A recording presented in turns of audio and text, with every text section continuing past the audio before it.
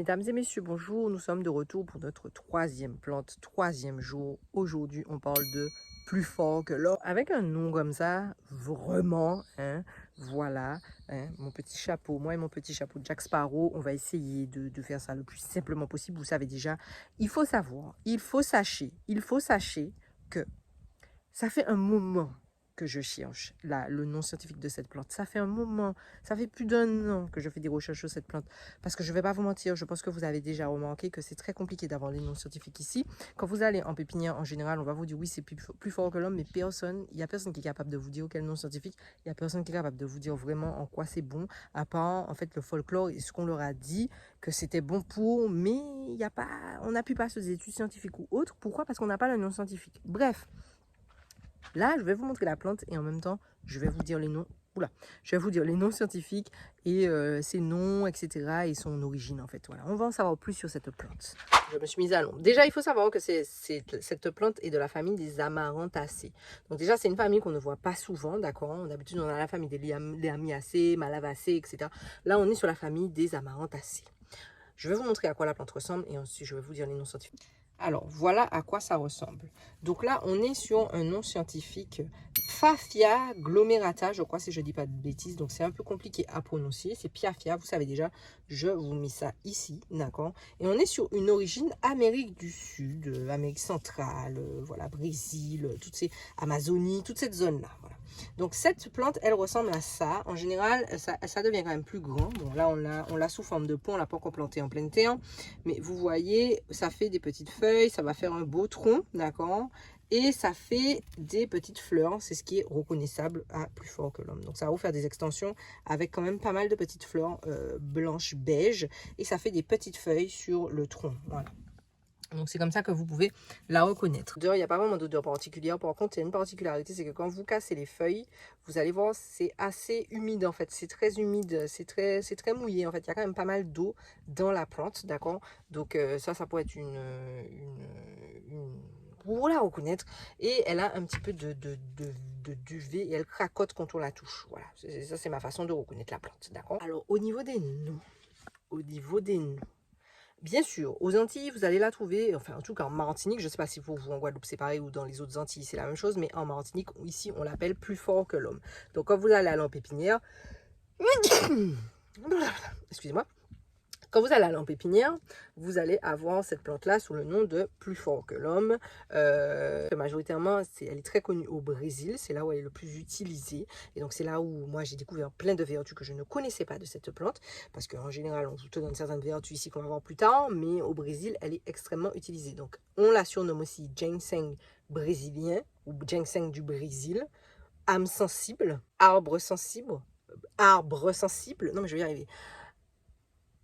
L'arme sensible, je crois aussi. Oui, il me semble, l'arme sensible. L'arbre sensible ou, comme on l'a dit, ginseng brésilien. Il y en a d'autres, hein, mais voilà, c'est ce que j'ai retrouvé. Je pense qu'il y a d'autres noms, d'accord? Vous me direz comment vous l'appelez chez vous. Je vous remonte ça comme ça. Je sais que ça pourrait ressembler à du guéritou, mais ça n'en est pas. Hein. Donc voilà à quoi ça ressemble avec les petites fleurs blanches. C'est très important de reconnaître les petites fleurs blanches sur le dessus. Voilà. On va passer tout de suite à l'utilisation. Alors, il faut savoir qu'il y a deux utilisations possibles. Pourquoi? Je m'explique. Parce que vous allez avoir l'utilisation que vous retrouvez aux Antilles, d'accord? En général, quand on vous parle de plus fort que l'homme, on vous dit que c'est utilisé souvent dans la période des bains, des purges, bains des marées, etc. Vous allez le retrouver pour nettoyer la maison, pour vous purifier, faire des bains, etc. Donc, en général, il y a une idéologie un peu magico-religieuse dessus, purificateur, voilà, nettoyeurs, protecteurs, magicaux, etc. Mais il y a très peu de choses en interne en fait. Pourquoi? Parce que comme je vous ai dit, c'est très compliqué de trouver le nom scientifique et avec le nom scientifique, vous allez pouvoir trouver en fait la plante et ses caractéristiques dans les autres pays. Donc c'est ce que j'ai fait, d'accord? Donc ne me dis pas merci. C'est parti. Alors, il faut savoir que les peuples amazoniens utilisent énormément cette plante et ainsi que les Brésiliens, comme vous l'avez vu, puisque ça se nomme ginseng brésilien et c'est beaucoup plus la racine qui est utilisée que la plante en externe. Donc c'est peut-être pour ça ici qu'en Martinique on l'utilise pas plus que ça qu'en bain, mais en tout cas c'est la racine de la plante qui est majoritairement utilisée. Alors son nom c'est Paratudo, je ne parle pas brésilien, je ne parle pas portugais, d'accord? Donc apparemment ça veut dire pour tous. Donc elle est utilisée majoritairement sous forme de tonique ou alors de excitant, enfin pas excitant, mais c'est bon, c'est aphrodisiaque, c'est bon pour tout ce qui est le bien-être sexuel. J'ai oublié de dire qu'elle a aussi un surnom, on l'appelle le souma, surtout la racine, c'est le souma. C'est un peu comme ce serait comme du guéri-tout, donc c'est pour ça peut-être que ça s'appelle plus fort que l'homme.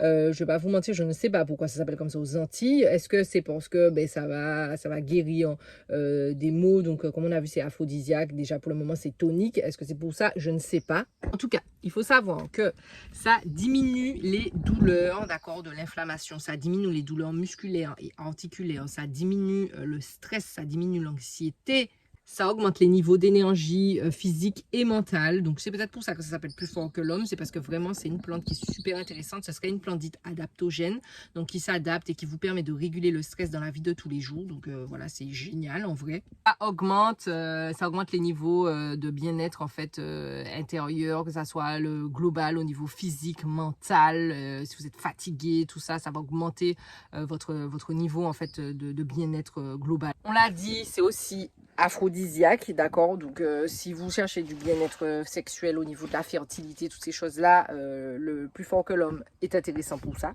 En effet, pendant des siècles, en fait, la racine du souma, ou du plus fort que l'homme, a été utilisée pour booster la fertilité. Voilà. Donc comme quoi, les gens qui viennent me poser des questions sur la fertilité, plus fort que l'homme est là pour vous aider. Donc bien sûr, elle est aussi utilisée, comme on l'a vu au tout début, en bain. Donc si vous voulez purifier votre intérieur, si vous voulez vous nettoyer, si vous voulez faire des bains comme pendant les bains des marées qui arrivent, l'approche des bains des marées, toutes ces choses-là, vous pouvez également l'utiliser sous forme externe. Je vous rappelle que sous forme interne, c'est majoritairement la racine qui est utilisée. Pourquoi? Parce que c'est là où vous allez trouver le plus de concentré des bienfaits de la plante. Mais bien sûr, vous pouvez aussi également utiliser les autres parties aériennes de la plante, s'utilisent comme la feuille. Mais majoritairement dans les recherches, vous allez retrouver l'utilisation de la racine de souma ou de la racine de plus fort que l'homme. Dans le jardin, ça pousse un petit peu partout. Vous allez souvent la retrouver devant les maisons, en fait. Donc, c'est un peu comme à l'ancienne, dans les jardins créoles, vous allez retrouver ça devant les maisons. Et ben, ça pousse bien. Ça n'est pas très haut. Je pense que le maximum que ça peut atteindre, c'est entre 2 et 3 mètres. Ça ne va pas aller plus haut.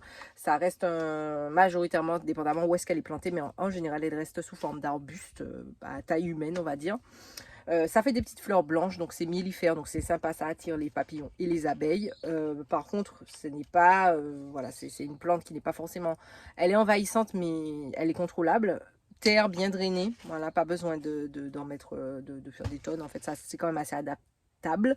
Ça pousse dans pas mal de terre. Faites attention, pas trop argileuse, bien drainée et voilà. Je pense qu'elle va encore mieux s'entendre dans une terre sablonneuse. Et voilà. Ça ressemble beaucoup à la culture du gingembre de toute façon, puisque comme on l'avait vu, ça s'appelle, enfin c'est pas gingembre et ginseng, c'est pas pareil, mais ça s'appelle le gingembre, le ginseng brésilien. Donc pensez que c'est une racine, donc il va falloir la tirer. Donc c'est mieux que votre terre soit un petit peu plus sableuse que trop argileuse. Voilà.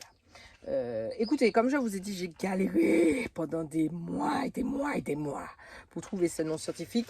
Quand vous tapez plus fort que l'homme en général sur Google, ça va vous donner le bol d'eau. Voilà, le bol d'eau antillais. Ce n'est pas ça le plus fort que l'homme, sachant que quand vous allez un peu partout, ça va être estampillé plus fort que l'homme, plus fort que l'homme, plus fort que l'homme, mais personne ne savait. Voilà. J'espère, en tout cas, je n'ai pas la science infuse, je vous ai déjà dit, donc là j'ai fait avec mes recherches. En tout cas, ça correspondait aux recherches scientifiques. Comme je vous dis, ça fait un moment que je suis sur le sujet. Mais non, peut-être que je me trompe, peut-être que c'est pas ça, mais en tout cas, ça ressemble exactement à ça et ça se rapproche à peu près de ce que j'avais aussi fait comme recherche ici en interne. Ça peut arriver que ça soit pas ça.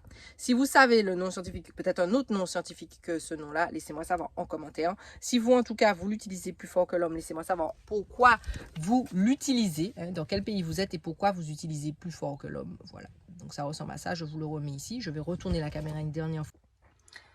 Une des plantes va être bien sûr plantée en plein champ, donc ça va nous faire un petit buisson et on verra après pour voir si on vend les racines ou pas, ou alors vendre les plants, on verra. Mais en tout cas, comme je vous ai dit, pour le reconnaître, hein, c'est vraiment les petites feuilles comme ça et les fleurs blanches. Donc quand vous cherchez avec le nom scientifique, vous allez voir, c'est exactement cette plante-là qui ressort plusieurs fois et c'est une plante qui est très utilisée au Brésil. Voilà. Écoutez, je vais m'arrêter là. Hein. Le but, c'est pas de vous faire des heures et des heures et des kilomètres de vidéos. Comme d'habitude, laissez-moi savoir, comme je vous ai dit en commentaire, comment vous l'appelez, qu'est-ce que vous en faites, comment vous l'utilisez, etc. Si aussi vous l'appelez plus fort que l'homme ou vous l'appelez souma, où est-ce que vous êtes, surtout, c'est très important en commentaire. Voilà. Un petit pouce, un petit partage, un petit commentaire. Je vous mets la vidéo d'hier si vous ne l'avez pas vue. Hein, voilà. Et puis on se retrouve demain pour la 4e vidéo. À demain.